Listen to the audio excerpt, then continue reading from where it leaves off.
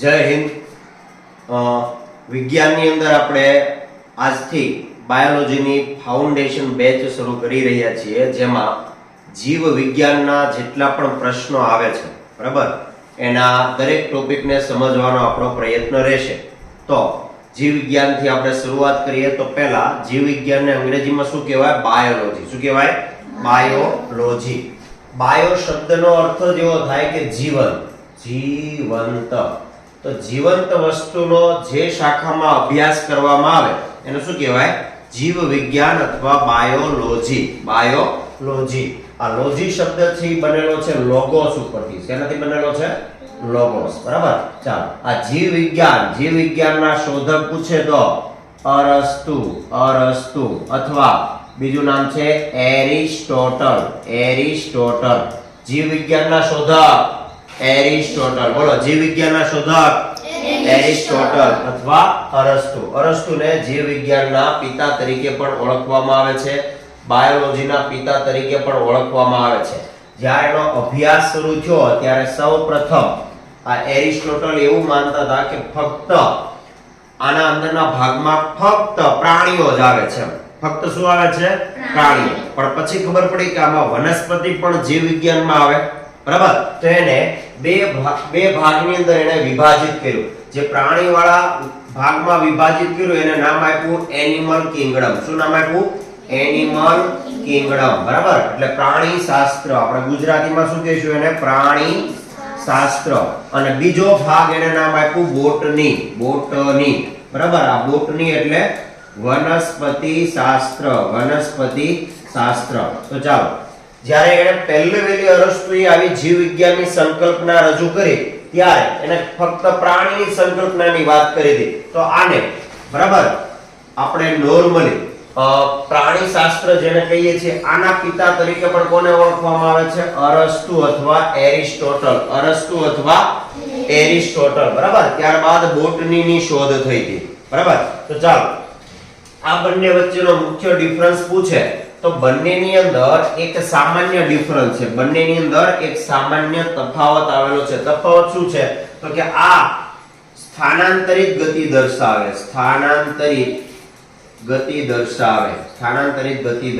બરાબર. જ્યારે આ જે સજીવો છે એ સ્થાનબદ્ધ ગતિ દર્શાવે. હવે સ્થાનબદ્ધ એટલે શું? તો કે એકના એક જગ્યાએ ઊભા રહે. તો આની અંદર કોણ આવે? તમામ પ્રકારની વનસ્પતિ. કોઈ દિવસ વનસ્પતિને હલનચલન કરતા જોઈ આપણે? નહીં. પવન આવે ને હલબલે છે એની વાત નથી, પણ વનસ્પતિ છે એકને એક જગ્યાએ સ્થિર રહે, છતાં એમાં કોનું વહન થાય? એમાં કોણ આટા મારે? તો મૂળમાંથી પાણી ઉપરના ભાગમાં જાય, ઉપર પાંદડામાં જે ખોરાક બન્યો એ નીચેના ભાગમાં જાય. તો એમાં ગતિ તો થાય જ છે. બરાબર. પણ એ ગતિવાળો જે સ્થાન એકને એક સ્થાન ઉપર રહે. જ્યારે પ્રાણીઓ છે એમાં સ્થાનાંતરિત ગતિ દર્શાવે. આમાં કોણ આવે? બધા પ્રાણીઓ. તો પ્રાણીઓ તમે જોયો છે કે પ્રાણીઓ એક જગ્યાએથી બીજી જગ્યાએ જાય. મનુષ્ય પણ એક પ્રકારનું સામાજિક પ્રાણી છે. એ પણ એક જગ્યાએથી બીજી જગ્યાએ જઈ શકે છે. બરાબર. ક્યારે એવું સાંભળ્યું કે અચાનક ખૂબ વરસાદ કે વાવાઝોડું આવ્યું તો લીમડો અથવા આંબો ધોડીને રૂમમાં આવી આવ્યો? થાય કોઈ દિવસ? એવું નહીં. કારણ કે એમાં સ્થાન બદલે એકને એક જગ્યાએ એની ગતિ સ્થિર છે. જ્યારે સ્થાનાંતરિત ગતિ એટલે શું? તો કે વરસાદ વાવાઝોડું કઈ થાય તો તમે જોયું છે કૂતરા કાથી દૂરથી આપણા ઘર બાજુ વી આવે, વરસાદમાં પલળવું ન પડે એટલે. તમે જોયું છે કે પશુઓ બાર આટા મારતા હોય તો વરસાદ શરૂ થાય તો ખૂણે ખાતરે ક્યાંક ઊભા રહી જાય. બરાબર. તો એની ગતિ કેવી ગણાય? સ્થાનાંતરિત ગતિ. કેવી ગતિ કહેવાય? સ્થાનાંતરિત. અને એકને એક જગ્યાએ ઊભા રહે એને શું કહેવાય? સ્થાનબદ્ધ ગતિ. તો નોર્મલી બાયોલોજીને ટોટલ બે ભાગમાં વિભાજિત કરવામાં આવ્યું, પ્રાણી શાસ્ત્ર અને વનસ્પતિ શાસ્ત્ર. પ્રાણી શાસ્ત્રના પિતા પૂછે કે જીવ વિજ્ઞાનના પૂછે તો કોણ આવશે? અરસ્તુ અથવા એરિસ્ટોટલ. ઓકે. હવે આ જે સજીવો છે એનો અભ્યાસ સૌપ્રથમ શરૂ થયો. તો સજીવો આ કોઈ પણ મનુષ્યનું શરીર છે એ મુખ્યત્વે એક નાનામાં નાના ઘટકથી બનેલું છે. આ નાનામાં નાનો ઘટક પૂછે તો આપણે એને શું કહીએ છીએ? આ આપણા શરીરનો સૌથી નાનામાં નાનો ઘટક એટલે કોણ થાય? સેલ અથવા કોષ. તો આપણા શરીરનો સૌથી નાનામાં નાનો ઘટક, રચનાત્મક અને ક્રિયાત્મક એકમ તો કોણ થાય? કોષ. હવે આ કઈ રીતે આપણા શરીરમાં નાનામાં નાનો ઘટક છે તો જો કોઈ પણ બિલ્ડિંગ જો તો બિલ્ડિંગ ની અંદર અલગ અલગ પ્રકારના રૂમ હશે. આ રૂમ ની અંદર તમે એમાંય નાનો ઘટક ગણો તો એમાં 4 દિવાલ હશે. આ 4 દિવાલમાં જ કોઈ એક દિવાલ લ્યો તો એ દિવાલમાં દિવાલ હેની બનેલી છે? ઈંટથી. એનાથી બનેલી છે ઈંટ. તો કોઈ પણ મકાન છે એમાં નાનામાં નાનો ભાગ કોણ થયો? ઈંટ. આમ તો રેતી સિમેન્ટ ઘણું બધું છે પણ મોટાની કમ્પેરિઝન કરીએ તો નાનામાં નાનો ભાગ કોણ થયો? ઈંટ. એમ આપણા શરીરમાં કેટલા બધા અંગો આવેલા જો ધડ, માથું, હાથ, પગ આવા બધા અંગો આવેલા છે. પણ એમાંય તે ઈ નાનામાં નાના કોઈ ઘટકથી તો બનેલા છે ને, બરાબર? તો સૌથી નાનામાં નાના ઘટક આપણા શરીરનો પૂછે તો કોણ આવે?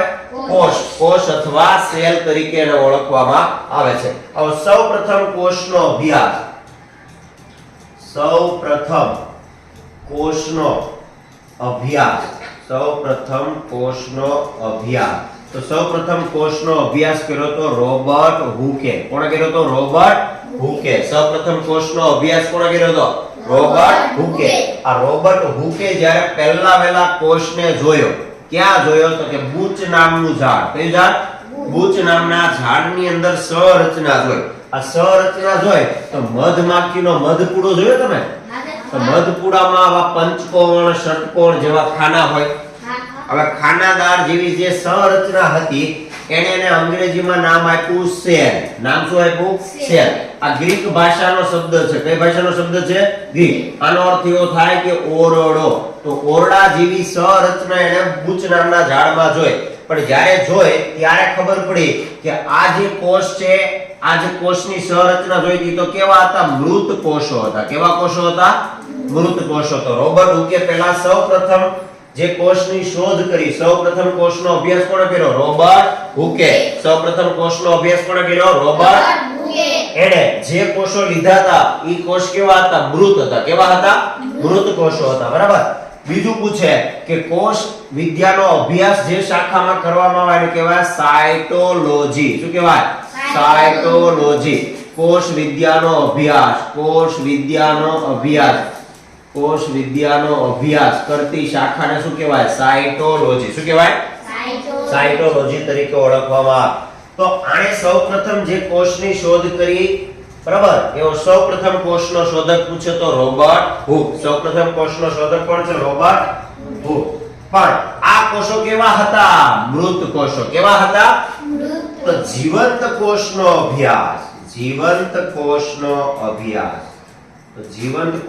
અભ્યાસ સૌપ્રથમ કોણે કર્યો? ઓકે, હવે યાદ રાખો.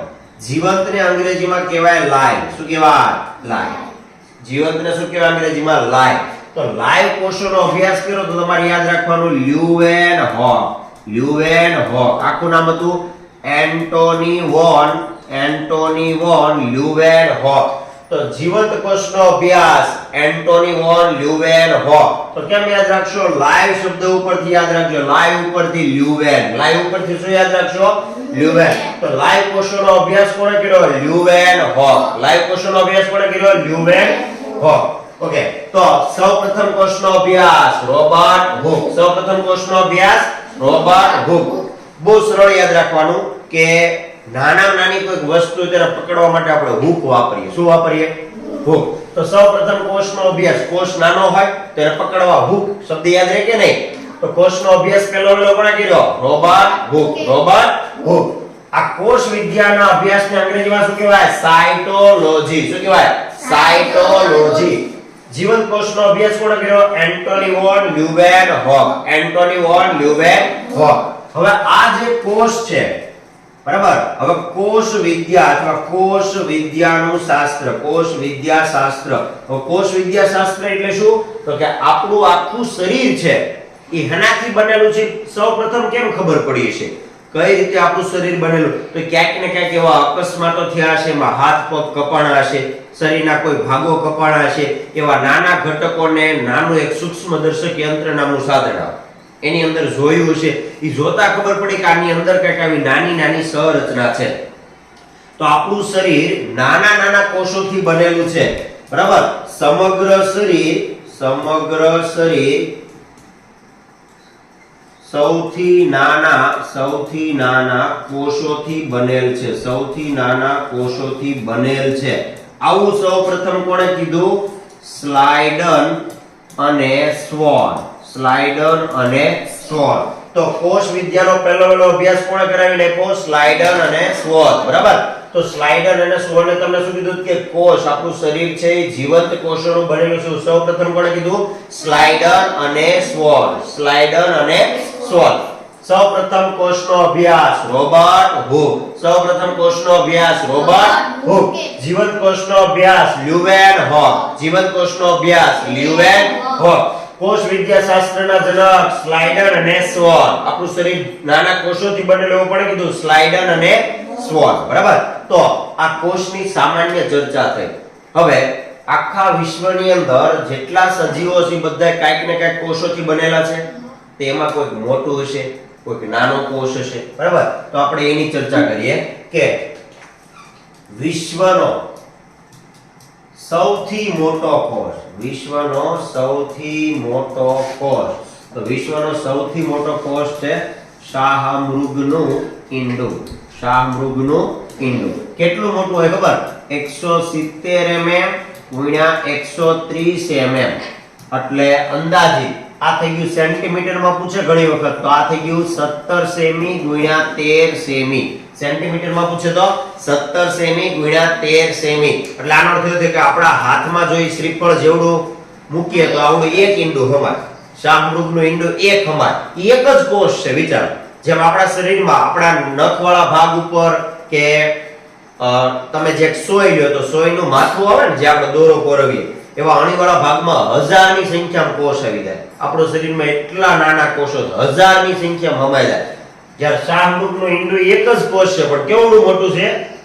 આપણા મોટા હાથમાં હમાઈ જાય એવડું મોટું. બરાબર. તો વિશ્વનો સૌથી મોટો કોષ કયો છે? શાહમૃગનું ઈંડું. તો વિશ્વનો સૌથી નાનો કોષ. વિશ્વનો સૌથી નાનો કોષ. તો વિશ્વનો સૌથી નાનો કોષ માઇકોપ્લાઝ્મા. શું નામ છે? માઇકોપ્લાઝ્મા. માઇકોપ્લાઝ્મા શું છે? એક પ્રકારનો બેક્ટેરિયલ કોષ છે. કયો કોષ છે? બેક્ટેરિયલ કોષ. આપણે જે બીમાર પડીએ તે બેક્ટેરિયા કે વાયરસને કારણે પડીએ તો એક પ્રકારના બેક્ટેરિયા છે. તો વિશ્વનો સૌથી નાનો કોષ માઇકોપ્લાઝ્મા. વિશ્વનો સૌથી નાનો કોષ કયો છે? માઇકોપ્લાઝ્મા. વિશ્વનો સૌથી મોટો કોષ શાહમૃગનું ઈંડું. હવે વિશ્વમાં નાનું અને મોટું હોય તો મનુષ્યના શરીરમાં પણ નાનું અને મોટું હોય. બરાબર. તો મનુષ્યના શરીરમાં સૌથી મોટો કોષ. સૌથી મોટો કોષ. તો સૌથી મોટો કોષ પૂછે તો છે અંડકોષ. અંડકોષ. તો હેમાં હોય? સ્ત્રીમાં હોય. અંડકોષ ક્યાં હોય? સ્ત્રીમાં. મનુષ્યના શરીરમાં સૌથી નાનો કોષ. સૌથી નાનો કોષ તો છે શુક્રકોષ. શુક્રકોષ. એ ક્યાં હોય? ફક્ત પુરુષમાં હોય. ક્યાં હોય? ફક્ત પુરુષમાં હોય. અંડકોષને અંગ્રેજીમાં કહેવાય ઓવરી. ઓવરી. આને કહેવાય સ્પર્મ. આને કહેવાય સ્પર્મ. બરાબર. મનુષ્યના શરીરનો લાંબામાં લાંબો કોષ. મનુષ્યના શરીરનો સૌથી લાંબો કોષ. સૌથી લાંબો કોષ ચેતાકોષ. ચેતાકોષ. અને ન્યુરોન્સ પણ કહેવાય. શું કહેવાય? Neuron cell. Neuron cell. બરાબર. તો આ એક પ્રશ્ન પૂછાતો હોય છે કે મનુષ્યના શરીરનો સૌથી નાનો, સૌથી મોટો, સૌથી લાંબો, બરાબર, વિશ્વનો સૌથી મોટો અને વિશ્વનો સૌથી નાનો કોષ. તો આવડશે આટલું. વિશ્વના સૌથી મોટો કોષ શાહમૃગનું ઈંડું. વિશ્વનો સૌથી નાનો કોષ માઇકોપ્લાઝ્મા. માઇકોપ્લાઝ્મા. મનુષ્યના શરીરનો સૌથી મોટો કોષ અંડકોષ. મનુષ્યના શરીરનો સૌથી નાનો કોષ શુક્રકોષ. મનુષ્યના શરીરનો લાંબામાં લાંબો કોષ ચેતાકોષ. લાંબામાં લાંબો કોષ કયો છે? ચેતાકોષ. અને અંગ્રેજીમાં શું કહેવાય? Neuron cell. શું કહેવાય? Neuron cell. ઓકે. તો કોષ એટલે આપણે સામાન્ય માહિતી મેળવી લીધી. હવે વનસ્પતિ અને પ્રાણી બંનેના કોષ ઘણી બધી સામ્યતા છે, પણ આપણે પહેલા તફાવત પછી ભણીશું. પહેલા બંનેમાં જે કોમન અંગિકાઓ આવેલી છે એવા કોષનો અભ્યાસ કરીએ. સૌપ્રથમ શેનો અભ્યાસ કરીએ? કોષનો. બરાબર. તો નોર્મલી આ એક આપણે કોષ દોર્યો. શું દોર્યો? કોષ. તો કોષની સંરચના જોતા તમને ખબર પડી કે બે પ્રકારના કોષ હોય. જો વનસ્પતિ માટે મારે કોષ દોરવો હોય તો વનસ્પતિનો કોષ આવો કાંઈક ચોરસ જેવા આકારમાં દોરીશ. અને આ જે મેં કોષ દોર્યો છે એનો આકાર ચોરસ નથી. આકાર કેવો? ચોરસ નથી. એટલે આ કયો કોષ દોરેલો છે? પ્રાણી કોષ. આ કયો કોષ છે? પ્રાણી કોષ. આપણે છેલ્લે બધાની આકૃતિ જોઈશું. આ જે કોષ દોર્યો એ કયો છે? વનસ્પતિ કોષ. કયો કોષ છે? તો પહેલા તો તમે બે વચ્ચેનો તફાવત ઓળખતા શીખો. જો ગોળાકાર આકૃતિ હોય તો પ્રાણી કોષ, ગોળાકાર આકૃતિ હોય તો પ્રાણી કોષ, ચોરસ લંબચોરસ જેવી આકૃતિ હોય તો વનસ્પતિ કોષ. ચોરસ લંબચોરસ જેવી આકૃતિ જોવા મળે તો કયો હશે? વનસ્પતિ કોષ. તો બેને ચિત્ર ઉપરથી ઓળખતા આવડશે તમને. આ થઈ ગયો વનસ્પતિ કોષ અને આ થઈ ગયો પ્રાણી કોષ. બરાબર? આ બંને કોષ. હવે સમજો કે આ કોષની અંદર કઈ કઈ સંરચના આવેલી છે. તો સૌપ્રથમ આપણે તમામ અંગિકા છે એના નામ લખી નાખ્યા. અહીંથી જે બહારના ભાગમાં દેખાય ને કહેવાય કોષ રસ પટલ. કોષ રસ પટલ. આને અંગ્રેજીમાં કહેવાય cell membrane. Cell membrane. Cell membrane.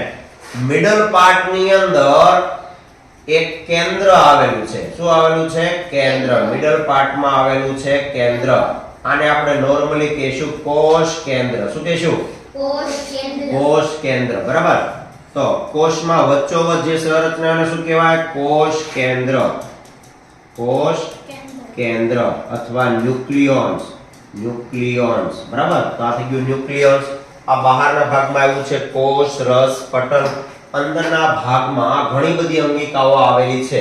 દરેકના કાર્ય સહિત લખશું.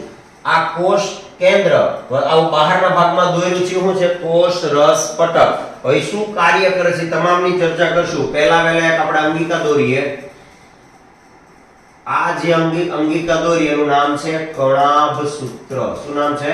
કણાભ સૂત્ર. અંગ્રેજીમાં કહેવાય માઇટોકોન્ડ્રિયા. માઇટોકોન્ડ્રિયા. માઇટોકોન્ડ્રિયા. કણાભ સૂત્ર. આને કોષનું ઊર્જાઘર કહેવાય. શું કહેવાય? કોષનું ઊર્જાઘર. આ ઊર્જાઘરને અંગ્રેજીમાં કહેવાય પાવર હાઉસ. એટલે આને પાવર હાઉસ ઓફ સેલ તરીકે પણ ઓળખવામાં. શું કહેવાય? Power house of cell. Power house of cell. તો આ શું કરે છે? ઊર્જા ઉત્પન્ન કરે. શું ઉત્પન્ન કરે? ઊર્જા.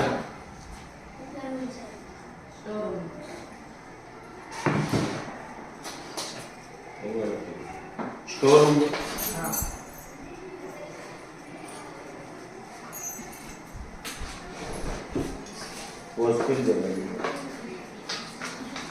કોને જોતી છે?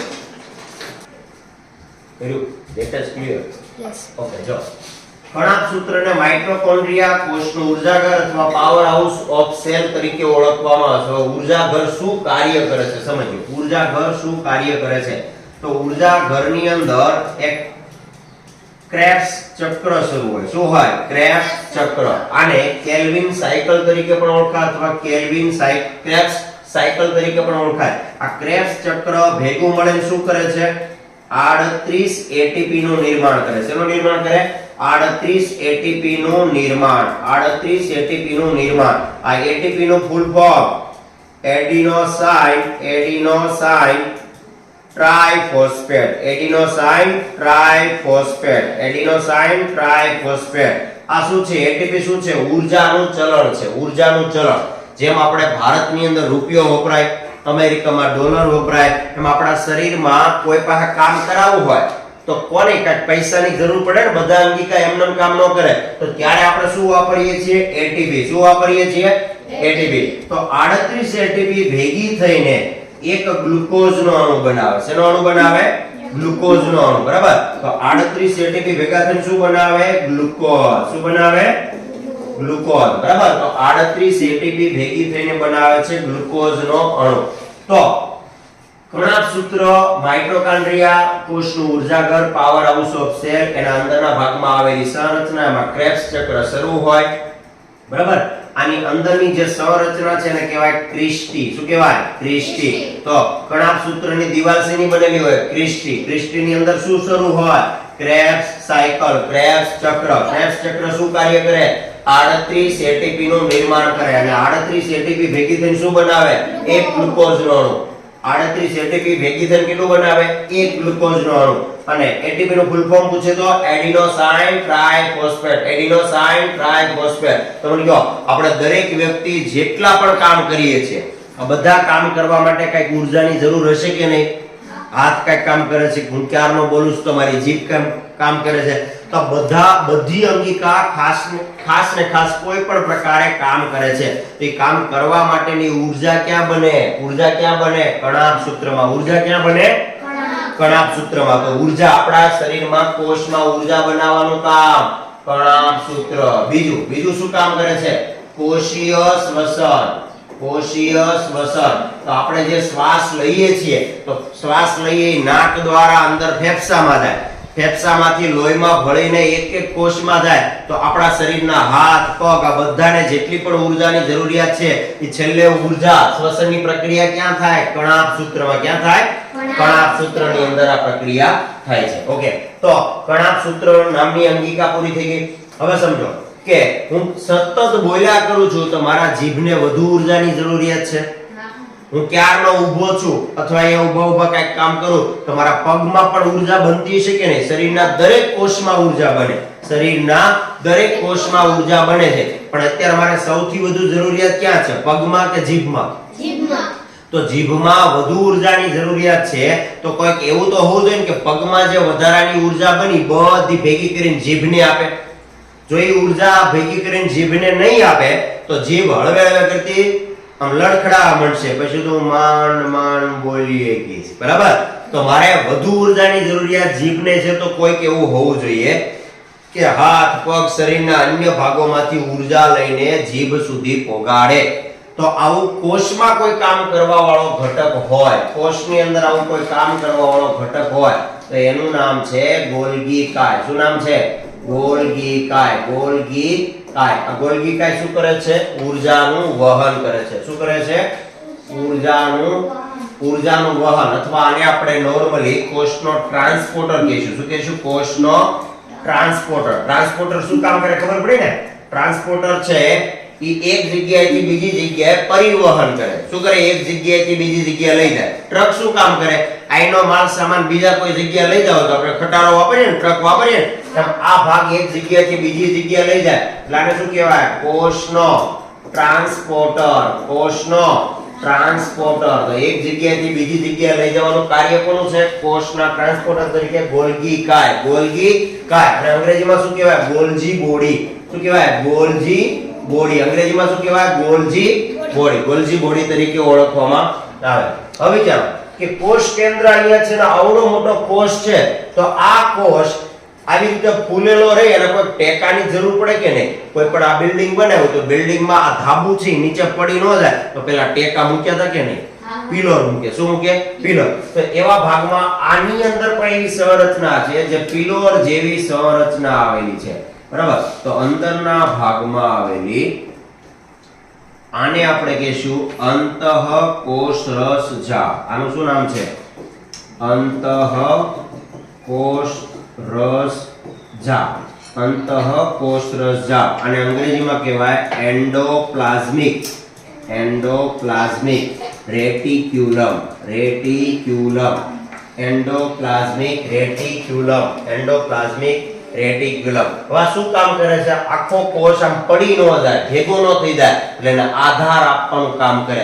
આધાર આપવાનું કામ કરે એટલે આનું એક નામ કોષનું કંકાલ. અને શું કહેવાય? કોષનું કંકાલ. કોષનું કંકાલ. જેમ આપણા શરીરમાં હાડકા આવેલા છે તો હાડકા ન હોત ને તો કોથળો કેમ હેઠો પડી જાય, એમ આપણું શરીર આમ નીચે પડી જાય. પણ આપણને આધાર આપવાનું કામ કોણ કરે છે? અંદર આવેલા હાડકા.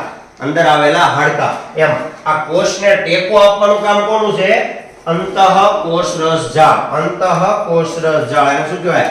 Endoplasmic reticulum. Endoplasmic reticulum. હવે અંતઃકોષરસજાળને જ્યારે જોવામાં આવી તેની બે સપાટી, જેમ સિક્કાને બે બાજુ હોય એમ એની બે સપાટી જોવામાં આવી. તો બે સપાટીમાં એક સપાટી કેવી હતી? લીસી હતી. એ કેવી હતી? લીસી. તો લીસી સપાટી હતી એને અંગ્રેજીમાં કહેવાય સ્મૂથ. લીસી સપાટીને કહેવાય સ્મૂથ. બરાબર? અને એક સપાટી કેવી જોવા મળી? ખરબચડી. એક સપાટી કેવી જોવા મળી? ખરબચડીને અંગ્રેજીમાં કહેવાય રફ. અંગ્રેજીમાં શું કહેવાય? રફ. બરાબર. તો આ લીસી સપાટી લીસી શા માટે છે? તો આ શું નિર્માણ કરે છે? ચરબીનું નિર્માણ. ચરબીનું નિર્માણ. તો ચરબીનું નિર્માણ કોણ કરે? અંતઃકોષ રસજાળ. ચરબીનું નિર્માણ ક્યાં થાય? અંતઃકોષ રસજાળની કઈ સપાટી ઉપર? લીસી સપાટી ઉપર. તો લીસા ઉપરથી પહેલો અક્ષર લીધો S. પહેલો અક્ષર લીધો S. એન્ડોપ્લાઝમિક નો E અને રેટિક્યુલમ નો R. તો આને શું કહેવાય? ACR. ચરબી અથવા લિપિડ નું નિર્માણ. ચરબી અથવા લિપિડ નું નિર્માણ લીસી અંતઃકોષ રસજાળ. ચરબી અથવા લિપિડ નું નિર્માણ લીસી અંતઃકોષ રસજાળ. કોષને ટેકો આપવાનું કામ કોણ કરે? કોષીય કંકાલ તરીકે કામ કોણ કરે? અંતઃકોષ રસજાળ. હવે સમજો, જે ખરબચડી સપાટી છે એના ઉપર ધ્યાન છે કે અહીંયા ખરબચડી કેમ છે? આના ઉપર કાંઈ આવેલું તો નથી ને? તો જ્યારે ઝૂમ કરીને જોતા ખબર પડી કે એમાં જે લીસી સપાટી જેવી સંરચના જોવા મળે છે, ઈ લીસી ખરબચડી સપાટી જેના કારણે જોવા મળે ઈ અંગિકાનું નામ છે રિબોઝોમ. શું નામ છે? રિબોઝોમ. આ રિબોઝોમ છે ઈ કેટલી બધી સંખ્યામાં કોના ઉપર આવેલા હોય? અંતઃકોષ રસજાળ ઉપર આવેલા. અને આ રિબોઝોમનું કામ છે પ્રોટીનનું નિર્માણ કરવું. શેનું નિર્માણ કરવું? પ્રોટીનનું નિર્માણ. તો રિબોઝોમ પ્રોટીનનું નિર્માણ કરે એટલે આને પ્રોટીન ફેક્ટરી કહેવાય. શું કહેવાય? Protein factory. તો પ્રોટીનનું નિર્માણ ક્યાં થાય? રિબોઝોમ્સ ઉપર. પ્રોટીનનું નિર્માણ ક્યાં થાય? રિબોઝોમ્સ ઉપર. બરાબર. તો રિબોઝોમની અંદર પ્રોટીનનું નિર્માણ થાય છે. ઓકે, હવે મને કહો, વનસ્પતિ હોય કે પ્રાણી હોય એને પાણીની જરૂર પડે કે ન પડે? પડે ને.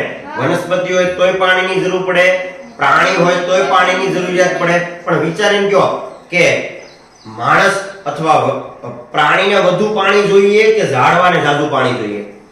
કોને વધુ જોઈએ? વૃક્ષોને વધુ જોઈએ. તો વૃક્ષોમાં પાણીનો સંગ્રહ કરવા માટેની સંરચના બહુ મોટી હોય, જ્યારે આપણા સજીવોમાં પાણીનો સ્ટોર કરવાની સંરચના નાની હોય. તો પાણીનો જે જગ્યાએ સ્ટોર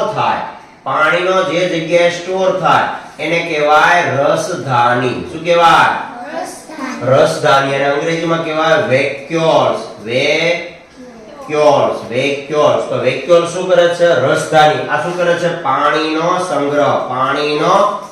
તો પાણીનો સંગ્રહ ક્યાં થાય? પાણીનો સંગ્રહ રસધાનીમાં. પાણીનો સંગ્રહ રસધાનીમાં. જ્યારે વનસ્પતિમાં તો એમાં બહુ મોટી માત્રામાં રસધાની આવેલી હોય. બરાબર. તો રસધાની બેયમાં હોય. મનુષ્યમાં એટલે કે વનસ્પતિમાં પણ હોય અને પ્રાણીમાં પણ હોય. પણ પ્રાણીમાં રસધાની કેવી હોય? નાની. પ્રાણીમાં રસધાની કેવી? નાની. જ્યારે વનસ્પતિ કોષમાં જો આવડો મોટો કોષ દોર્યો, એમાં બહુ મોટી રસધાની દોરી, તો લગભગ 60% કરતા વધુ ભાગ પાણી સ્ટોર ક્યાં થાય? વનસ્પતિનો રસધાનીમાં થાય. ક્યાં થાય છે? રસધાનીમાં. બરાબર. તો રસધાની નામની અંગિકા જોઈ. હવે સમજો, અંદરના ભાગમાં આ દેખાય છે કલર બધાને દેખાય છે? ઓકે. અંદરના ભાગમાં ધારો કે આ કોષ આપણા શરીરમાં કેટલું બધું કામ કરીએ તો કોષ નાશતો પામે, ક્યારેક વાગી જાય, છોલાઈ જાય, તો ત્યાંથી ચામડી ઉખડી જાય, નવી ચામડી આવે કે નહીં? તો આનો અર્થ એવો થયો કે ત્યાં નવા કોષો બીજા બનતા હશે. બરાબર. તો નવા કોષો બનાવવાનું કામ જે અંગિકા કરે છે ને આપણે કહીશું, ગુજરાતીમાં કહીશું તારા કેન્દ્ર. શું કહીશું? અંગ્રેજીમાં કહેવાય સેન્ટ્રોસોમ. તો સેન્ટ્રોસોમનું કામ છે કોષોનું પુનઃનિર્માણ. તો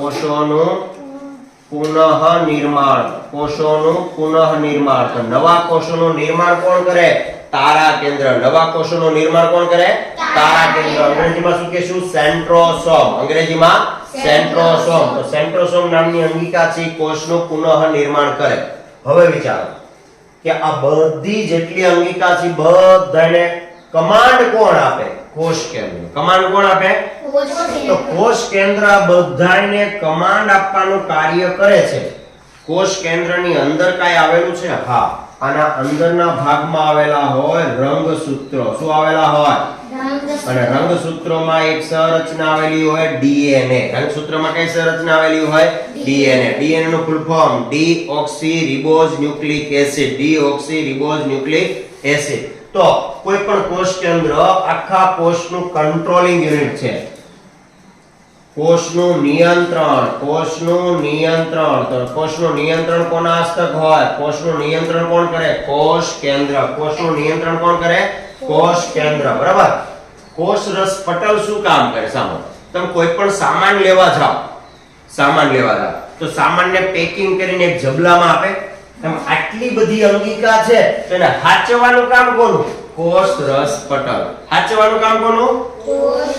તો કોષરસ પટલ શું કરે છે? તો કે કોષરસ પટલ આ તમામ અંગિકાની બહાર એક પડદા જેવું કામ કરે, એક પ્રકારના પડદા જેવું કામ કરે છે. બરાબર. એને સેલ મેમ્બ્રેન પણ કહેવાય. હવે કહો કે કોષની બહાર કોને જાવું, કોને અંદર આવવું, એ નક્કી કોણ કરે? કોષરસ પટલ. નક્કી કોણ કરે? કોષરસ પટલ. તો આ શું કરશે? કોષમાં આવન જાવનનું નિયમન, આવન જાવનનું નિયમન. કોને આવવું, કોને ન આવવું નક્કી કોણ કરે? કોષરસ પટલ. કોઈને આવવા દેવો છે તો કે હા, કોઈને બહાર જવા દેવો છે તો કે હા. નક્કી કોણ કરે? કોષરસ પટલ. કોણ નક્કી કરે? કોષરસ પટલ. હવે વિચારો કે આટલી બધી અંગિકા એક જ જગ્યાએ આ એક જ કોષમાં ગોઠવાયેલી છે, એકબીજાને ભટકાઈ ન જાય. આપણે હાલીએ દોડીએ એકબીજાને ભટકાઈ ન જાય. ભટકાય તો બધી અંગિકા તૂટી જાય ને. આવું ન થાય એટલે અંદરના ભાગમાં એક ખાસ પ્રકારનું લિક્વિડ ભરેલું હોય. શું ભરેલું હોય? લિક્વિડ. આ લિક્વિડને આપણે કહેશું કોષરસ. આ લિક્વિડને શું કહેશું? કોષરસ. તો કોષરસ. બરાબર. અંદરના ભાગમાં ભરેલું પ્રવાહી. ટોટલ કોષમાં સૌથી વધુ માત્રામાં આ લિક્વિડ ભરેલું હોય જેને કહેવાય કોષરસ. શું કહેવાય? કોષરસ. બરાબર. તો કોષરસની શોધ કોણે કરી એવું ઘણી વખત પૂછે. તો કોષરસનો શોધક પરકિન્જે. કોષરસનો શોધક પરકિન્જે. વૈજ્ઞાનિકનું નામ પૂછાય. કોષરસનો શોધક પરકિન્જે. શું કરે છે? આખા કોષની બધી અંગિકાને મીન્સ કે કોઈ એકબીજા સાથે અથડાય નહીં એનું ધ્યાન રાખે કરે. બરોબર. એક પ્રકારનું પેકિંગમાં મદદ કરે. હવે વિચારો આ બધા એકબીજાને ભટકાઈ ન જાય એનું ધ્યાન રાખ્યું. હવે વિચારો કે જ્યારે તમારે બહુ ભારે વસ્તુ લઈ જવાની હોય તો તમે જબલા કેવા કરો? ડબલ. જબલા કેવા કરો? તો સિંગલ જબલું એટલે કોણ? આ કોષરસ પટલ એટલે સિંગલ જબલું. પણ વનસ્પતિ કોષ જે છે એ વનસ્પતિ કોષમાં અંદરના ભાગમાં આવું કોષરસ પટલ તો છે જ તે, પણ બહાર જો અહીંયા એક સંરચના આવેલી છે કોષ દિવાલ. શું આવેલી છે? કોષ દિવાલ. તો એને ડબલ જબલાની જરૂર પડી ને. તો બહુ એવી રીતે યાદ રાખો કે વનસ્પતિ હોય તો એનું જે પેકિંગ છે, કોષનું પેકિંગ છે એ બે રીતે હોય. પહેલા કોષરસ પટલ હોય અને હજી વધુ મજબૂતાઈ આપવી હોય તો બહાર શું આવેલું હોય? કોષ દિવાલ. શું આવેલું હોય? તો આ કોષ દિવાલ એની બનેલી છે સેલ્યુલોઝ. શેની બનેલી છે? સેલ્યુલોઝ થી બનેલી હોય. સેલ્યુલોઝ થી બનેલી હોય. હવે જો આપણે ઘણી બધી અંગિકા લખી. પહેલા હું થોડુંક નંબરિંગ સિસ્ટમ આપી દઉં એટલે તમને ખબર પડે કેટલું આપણે ભણ્યા. તો પહેલું ભણ્યા કણાભ સૂત્ર. પહેલું શું ભણ્યા?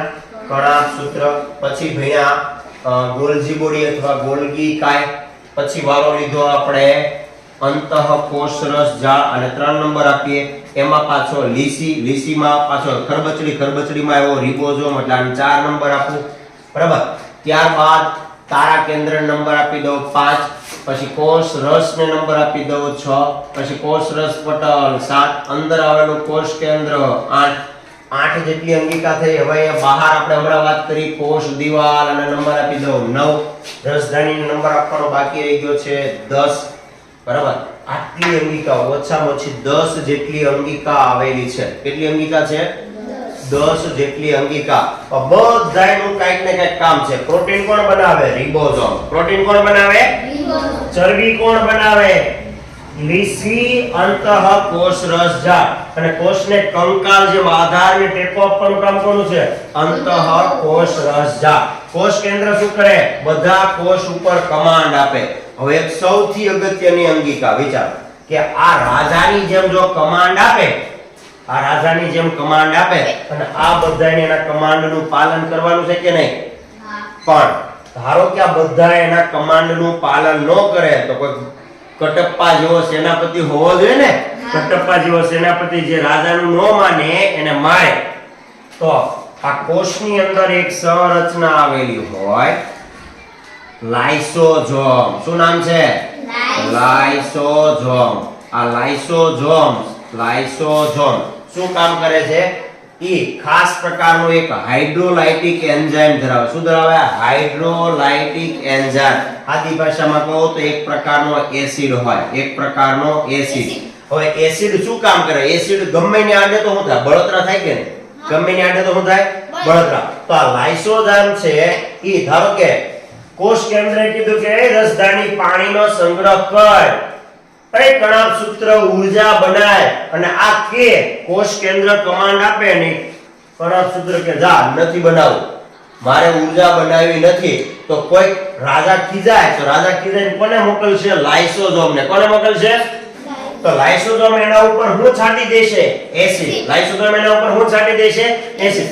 એસિડ છાંટી દે એટલે કણાભ સૂત્રનું પૂરું. કણાભ સૂત્રનું પૂરું. કોઈ પણ કોષની અંગિકા બરોબર કામ ન કરે તો એને કંટ્રોલ કરવાનું કામ કોનું? લાઇસોઝોમ. એને કંટ્રોલ કરવાનું કામ કોનું?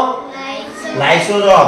હવે લાઇસોઝોમ ઘણી વખત એવું થાય કે આ બધી અંગિકા બરોબર કામ કરતી હોય પણ કોષ કેન્દ્ર બરોબર કામ ન કરતો હોય. કોષ કેન્દ્ર બરોબર કામ ન કરતો હોય તો લાઇસોઝોમ બધાને ધમકી આપે, રસધાની પાણીનો સંગ્રહ કર, રિબોઝોમ પ્રોટીન બનાય, કણાભ સૂત્ર ઊર્જા બનાય, ગોલ્ગીકાય કોષમાં બધી વસ્તુને ટ્રાન્સપોર્ટ કર. આ બધા બરોબર કામ ન કરે. શું કામ બરોબર ન કરે? કોષ કેન્દ્રએ બરોબર કમાન્ડ આપ્યો નહીં.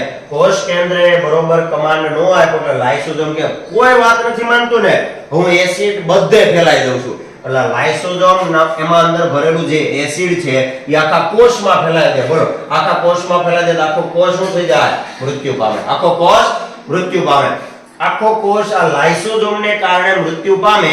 એટલે આને કોષની આત્મઘાતી કોથળી કહેવાય. શું કહેવાય? કોષની આત્મઘાતી કોથળી. કોષની આત્મઘાતી કોથળી તરીકે ઓળખવામાં. અંગ્રેજીમાં એને કહેવાય સ્યુસાઇડર બેગ ઓફ સેલ.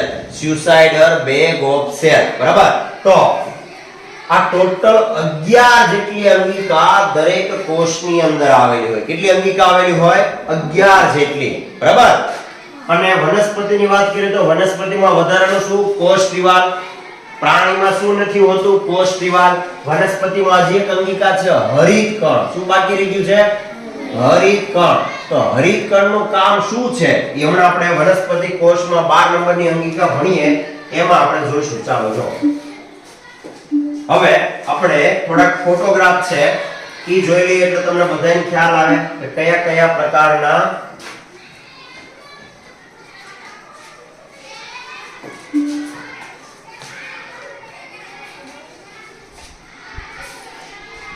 આપણે તમામ જેટલા પણ સેલ છે એ સેલના ફોટા જોઈએ એટલે ખબર પડે તમને કે કયા કયા પ્રકારના કોષો આવેલા હોય.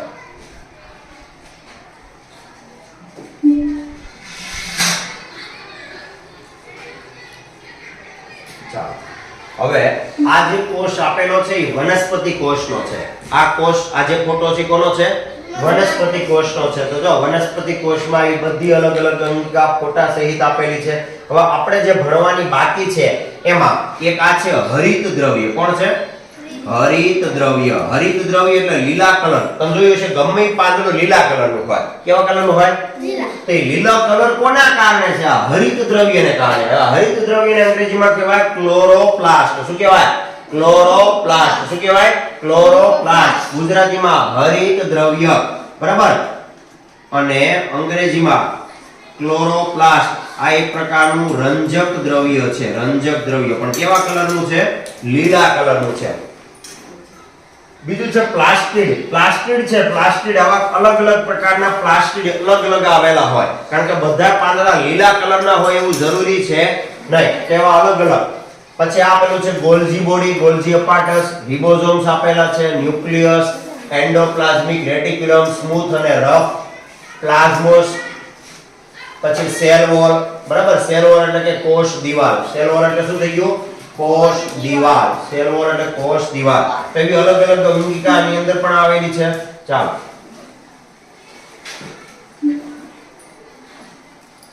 આ આકૃતિ જોઈ. હવે એમાં આપણે બીજી આકૃતિ જો.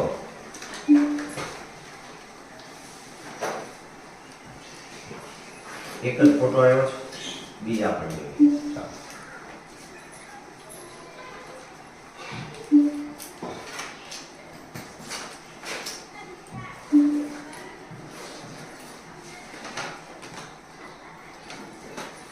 તમામ કોષો જોઈ લઈએ આપણે, બરાબર? કેવા કેવા પ્રકારના કોષો આવેલા હોય છે.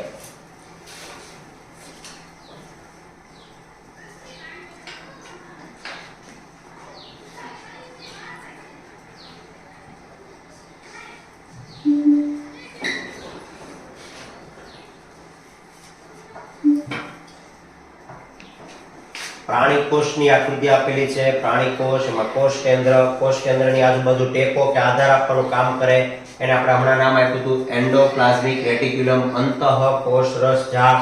પછી અહીંયા જો ગોલ્જી બોડી આપેલું છે, ટ્રાન્સપોર્ટર તરીકેનું જે કામ કરે છે. પછી આપેલું છે માઇટોકોન્ડ્રિયા એટલે ઊર્જા ઘર, આપણે જેને કીધું હતું. આ છે વેક્યુલ્સ, પાણીનો સંગ્રહ કરે છે, બરાબર? એન્ડોપ્લાઝમિક રેટિક્યુલમ છે એ બે પ્રકારની, એક રફ સપાટી અને એક કેવી છે સ્મૂથ સપાટી. શું ઉત્પન્ન કરે? ચરબી. રફ સપાટી ઉપર આવેલા હોય રિબોઝોમ શું કરે છે? રિબોઝોમ પ્રોટીન ફેક્ટરી, પ્રોટીન નિર્માણનું કાર્ય એના હસ્તક છે, બરાબર? Plasma membrane. પછી આપેલું છે અલગ અલગ પ્રકારની સાઇટોસ્કેલેટન, અલગ અલગ સેન્ટ્રોસોમ, બરાબર? જે નવા કોષનું નિર્માણ કરે છે એના હસ્તક હોય છે. ઓકે, ચાલો. હવે અહીંયા જે આકૃતિ આપેલી છે એ અલગ અલગ. આમાં આપેલું છે કે યુગ્લિના નામનું સજીવ. દરેક કોષની અંદર નોર્મલી આપણે જે 12 જેટલી અંગિકા ભણ્યા એ મોટા ભાગની અંગિકાઓ એની અંદર હોય છે, બરાબર? તો આ છે યુગ્લિના. પછી આ જે કોષ આપેલો છે આ છે પેરામિશિયમ. શું આપેલું છે? પેરામિશિયમ. તો એક કોષીય સજીવોમાં એક આવી પણ સંરચના હોય છે, પેરામિશિયમ. ચાલો, હવે આ આપેલો છે વનસ્પતિ કોષ. વનસ્પતિ કોષમાં જો હમણાં આપણે ભણ્યા માઇટોકોન્ડ્રિયા એટલે કે કણાભ સૂત્ર, કોષનું ઊર્જા ઘર. અંદર શું શરૂ હોય? કણાભ સૂત્રમાં ક્રેબ્સ સાયકલમાં શું થાય? 38 એટીપી નું નિર્માણ અને એક ગ્લુકોઝનો અણુ બનાવે. ક્લોરોપ્લાસ્ટ છે, ક્લોરોપ્લાસ્ટ શું કરે છે? હરિત દ્રવ્ય, બરાબર? તો પ્રકાશ સંશ્લેષણની પ્રક્રિયા માટે જવાબદાર. આ આપેલી છે મોટા ભાગની સંરચના વેક્યુલ, જેને આપણે ગુજરાતીમાં કીધું રસધાની. પાણીનો સંગ્રહ ક્યાં થાય? વેક્યુલ્સમાં. એન્ડોપ્લાઝમિક રેટિક્યુલમ જે કોષને આધાર આકાર આપવાનું કાર્ય કરે એના અંતઃકોષ રસજાળ. એના કેટલા પ્રકાર? બે. એક સપાટી રફ, એક સપાટી ખરબચડી, લીસી સપાટી એનું નિર્માણ કરે ચરબી. લીસી સપાટી એનું નિર્માણ કરે ચરબી. અને ખરબચડી સપાટી છે એમાં એના ઉપર આવેલા છે રિબોઝોમ. એ રિબોઝોમ શું કરે? પ્રોટીનનું નિર્માણ કરે. રિબોઝોમ શું કરે? ગોલ્જી અપાર્ટસ, ગોલ્જી બોડી કોષનો ટ્રાન્સપોર્ટર તરીકે ઓળખવામાં આવે. બહારના ભાગમાં સંરચના આપી સેલ મેમ્બ્રેન, બરાબર? કોષ રસ પટલ, બહાર આવેલી છે દીવાલ એટલે સેલ વોલ. ચાલો, આ માણસના શરીરનો કોષ છે. આપણા શરીરની અંદર આવા પ્રકારનો કોષ આવેલો. કોષની અંદર જો સૌપ્રથમ કોષ કેન્દ્રની બહારની એક સંરચના, સૌથી બહારનો ભાગ પ્લાઝ્મા મેમ્બ્રેન, ઉપરના ભાગમાં રિબોઝોમ નામની અંગિકા, એન્ડોપ્લાઝમિક રેટિક્યુલમ. પછી આપેલું છે ક્રોમેટિન અંદરના આવેલું રંજક દ્રવ્ય. રફ જે સપાટી છે, રફ એન્ડોપ્લાઝમિક રેટિક્યુલમ, અંતઃકોષરસ જાળ જેને આપણે ખરબચડી કીધી હતી, આના ઉપર શું આવેલા હોય? પ્રોટીન નિર્માણ કરતા. બોલો, ઉપરના ભાગ ઉપર શું આવેલો? રફ સપાટી છે એના ઉપર ચાલો કયો સૌથી ઉપરના ભાગમાં એ સપાટી રફ રિબોઝોમ ને કારણે. રિબોઝોમ શું કરે? પ્રોટીન નું નિર્માણ કરે, બરાબર? તો આવી અલગ અલગ અંગિકા આપેલી છે. પછી વાયરસ હોય તો વાયરસનો કોષ પણ અહીંયા દર્શાવ્યો. જો આ એક વાયરસનો સરસ મજાનો કોષ છે. વાયરસને પણ કોષ કેન્દ્ર હોય આરએનએ અથવા ડીએનએ થી બનેલો હોય. નોર્મલી વાયરસ સજીવ અને નિર્જીવને જોડતી કડી તરીકે ઓળખવામાં આવે છે, બરાબર? આ છે બેક્ટેરિયા. તો બેક્ટેરિયા છે એનો કોષ આપણા જેટલો વિકસિત હોતો નથી. બેક્ટેરિયા અને વાયરસનો કોષ આપણા જેટલો વિકસિત હોતો નથી. એટલે જ્યારે કોઈ મનુષ્યના શરીરમાં પ્રવેશે તો તરત કોષ વિભાજનની પ્રક્રિયા કરાવીને નવા કોષોનું નિર્માણ કરે છે. તો આ ફરીથી આપેલો છે વનસ્પતિ અને પ્રાણીનો કોષ. જો સૌથી બેસ્ટ આકૃતિ હોય પ્રાણી કોષની તો આ છે. વચ્ચેના ભાગમાં આવેલું છે ન્યુક્લિયોન્સ એટલે કે કોષ કેન્દ્ર. આ લાઇસોઝોમ, કોષની આત્મઘાતી કોથળી. આનું કામ ન માને તો એને કોણ કરાવે? લાઇસોઝોમ. કોણ કરાવે? લાઇસોઝોમ. અને આપણે શું કીધું? સ્યુસાઇડર બેગ ઓફ સેલ, કોષની આત્મઘાતી કોથળી. વેક્યુલ્સ પાણીનો સંગ્રહ કરે. વેક્યુલ શું કરે? પાણીનો સંગ્રહ કરે. રિબોઝોમ શું કરે? પ્રોટીનનું નિર્માણ. રિબોઝોમ પ્રોટીનનું નિર્માણ. સેલ મેમ્બ્રેન કોષ રસ પટલ. બરાબર. કોષમાં કોને આવવું કોને બહાર જવું એનો નિયમન કોના હસ્તે હોય? Cell membrane. ગોલ્જી અપાટસ એટલે ગોલ્જી બોડી. ગોલ્જી બોડી શું કાર્ય કરે છે? ગોલ્જી બોડી ટ્રાન્સપોર્ટર જેવું કામ. કોના જેવું કામ? ટ્રાન્સપોર્ટર. બહારથી કોઈ ઊર્જા લાવવાની છે તો કોણ લઈ આવશે? ગોલ્જી અપાટસ ગોલ્જી બોડી. આ ન્યુક્લિયસ છે. સાયટોપ્લાઝમ માઇટોકોન્ડ્રિયા જેને આપણે ગુજરાતીમાં કીધું હતું કણાભ સૂત્ર. શું કીધું હતું? કણાભ સૂત્ર. ઊર્જા ઉત્પન્ન થવાની પ્રક્રિયા ક્યાં થાય? માઇટોકોન્ડ્રિયા. માઇટોકોન્ડ્રિયા. એન્ડોપ્લાઝમિક રેટિક્યુલમ કોષને આધાર ટેકો આપવાનું કાર્ય કરે. એના કેટલા પ્રકાર? બે. એક સપાટી લીસી, એક સપાટી ખરબચડી.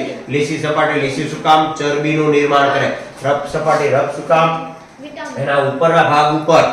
બરાબર. હમણાં આપણે ભણી ગયા ઉપરનો ભાગ છે એના ઉપર પ્રોટીન નિર્માણનું થાય એવા રિબોઝોમ આવેલા હોય. તો રિબોઝોમ ક્યાં આવેલા ખબર પડી? પછી આ છે સેન્ટ્રિયોલ, સેન્ટ્રોસોમ. ચાલો હવે એના થોડા ગુજરાતી નામ લખ્યા છે એટલે તમને યાદ પણ રહી જાય. તમે એવું લાગે તો આનો સ્ક્રીનશોટ પણ પાડી શકો. માઇટોકોન્ડ્રિયા. ચાલો આના સાથે હું ગુજરાતી નામ પણ અહીંયા ને અહીંયા લખી દઉં છું. બરાબર. એટલે તમને વધારે સરળ પડે. ચાલો આ જેને આપણે મિટોકોન્ડ્રિયા કીધું આ શું છે? કણાભ સૂત્ર. કણાભ સૂત્ર.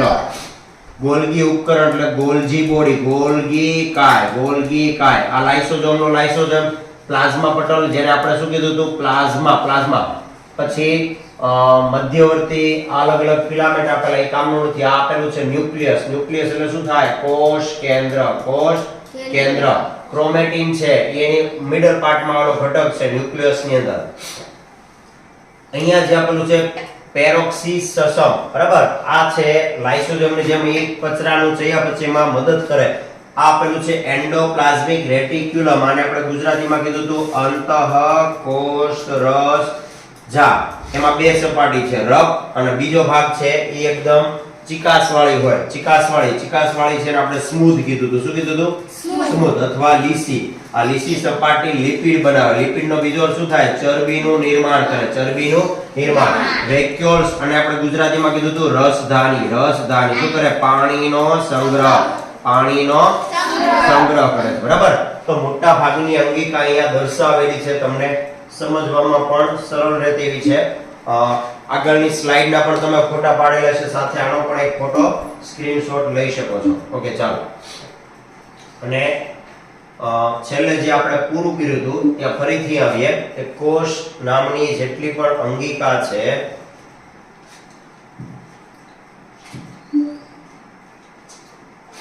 ફરીથી થોડુંક યાદ કરી લે કે કઈ પ્રકારના કોષની અંદર આપણે સંરચના ભણ્યા. બરાબર. તો 16 સ્લાઇડમાં આપણે લગભગ સમજ્યા. 16 જેટલી સ્લાઇડમાં. બરાબર.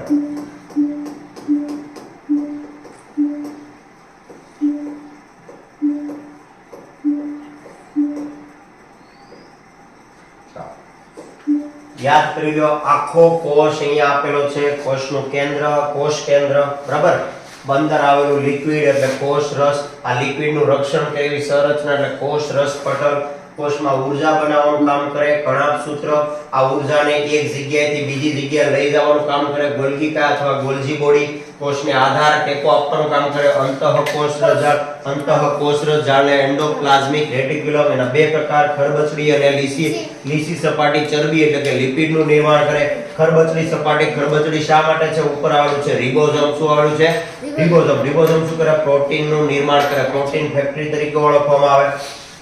5મા નંબરે આપણે ભણી ગયા. કે 5 નંબર ક્યાં આપ્યો છે? તારા કેન્દ્ર. તારા કેન્દ્ર અને સેન્ટ્રોસોમ કોષનું પુનઃ નિર્માણ કરે. છઠ્ઠું કોષરસ. પર કોષરસને બીજું નામ આપ્યું હતું જીવરસ. શું નામ આપ્યું હતું? જીવરસ. અને શોધ કોણે કરી હતી? પરકિન છે. કોણે કરી હતી? પરકિન છે. બરાબર. બધાની શોધ પણ પૂછાય. કણાભ સૂત્રનો શોધક પૂછે તો અલ્ટમેન. કણાભ સૂત્રનો શોધક અલ્ટમેન. ગોલ્ગી કાયનો શોધક ગોલ્જી. જો ગોલ્જી બોડી નામ છે ને કેમિલો ગોલ્ગી નામના વૈજ્ઞાનિકે શોધ કરી એટલે કેમિલો ગોલ્ગી ઉપરથી. એટલે આ નહીં પૂછે કારણ કે મને એમાં નામ આપેલું છે. લાઇસોઝોમ છે કોષની આત્મઘાતી કોથળી તરીકે ઓળખાય છે. નવા કોષોનું નિર્માણ કોણ કરે? તારા કેન્દ્ર. બરાબર. લગભગ બધી અંગિકાની આપણે ચર્ચા કરી છે. તો આ સાથે કોષ નામનો ટોપિક અહીંયા આપણે પૂર્ણ કરીએ છીએ. લગભગ તમને કોર્સ રિલેટેડ કોઈ પ્રશ્ન હવે બાકી રહેતો હશે નહીં. બરાબર. સાથે આ જ વસ્તુની PDF પણ હું તમને આ વિડિયોની સાથે અપલોડ કરું છું. એ પણ તમે ડાઉનલોડ કરી શકશો. અહીં સુધી રાખીએ. નેક્સ્ટ ટાઈમ મળશું ત્યારે આગળનું ચેપ્ટર એટલે કે હવે કોષો ભેગા મળીને જે પેશી બનાવે, પેશીમાંથી સ્નાયુમાંથી જે અંગ બને, તો 8 પ્રકારના અંગ તંત્ર ભણવાના છે. એ નેક્સ્ટ લેક્ચરમાં ભણશું. ફરીથી મળશું ત્યારે આનું રિવિઝન પણ સાથે કરશું એટલે તમે આનું વાંચન પણ કરતા રહેજો. Thank you. જય હિન્દ.